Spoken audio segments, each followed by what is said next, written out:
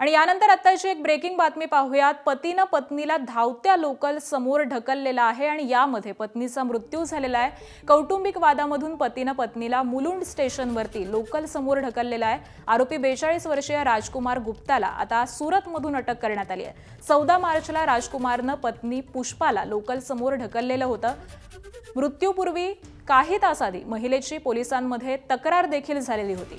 तर मुलुंडमधली ही संपूर्ण घटना आहे। 42 वर्षीय राजकुमार गुप्ता यानं आपल्या पत्नीला लोकल समोर ढकललेला आहे, ज्यामध्ये लोकल समोर आल्यामुळे तिचा मृत्यू झालेला आहे आणि त्यानंतर राजकुमार गुप्ताला आता सुरतमधून अटक करण्यात आलेला आहे। कौटुंबिक वादामधून हा संपूर्ण प्रकार घडल्याचं सध्या समोर येत आहे आणि याच संदर्भामध्ये अपडेट देतात आमचे प्रतिनिधी सूरज सावंत। सूरज, 14 तारखेचा हा नेमका प्रकार आहे, कशा पद्धतीने या आरोपीला अटक करण्यात आलेली आहे, काय नेमकं कारण होतं?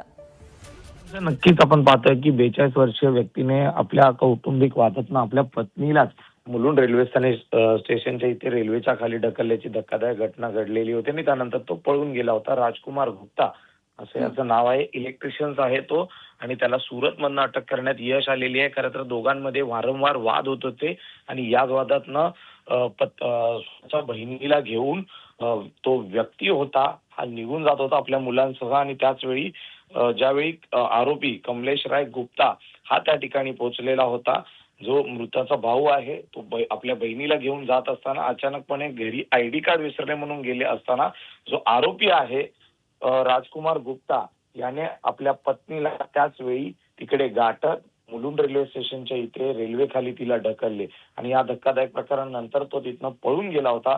तेव्हापासूनच रेल्वे पोलीस त्याचा शोध घेत होते। आपल्या सुरतमध्ये तो असल्याची माहिती मिळाल्यानंतर राजकुमार गुप्ता या आरोपीला रेल्वे पोलिसांनी अटक केलेली आहे आणि त्याला न्यायालयात देखील हजर केलं जाणार आहे। कौटुंबिक वादातून पत्नीवरती चरित्र्यावरती संशय घेऊन हा संपूर्ण वाद हा त्या दोघांमध्ये होत होता आणि याच वादातनं हे टोकाचं पाऊल उचललेलं आपल्याला पाहायला मिळतं। या संपूर्ण प्रकरणाचा तपास केल्यानंतर कुर्ला पोलिसांनी सुरतहून मुख्य आरोपीला अटक केलेली आहे। अगदी धन्यवाद सूरज या सविस्तर माहितीसाठी।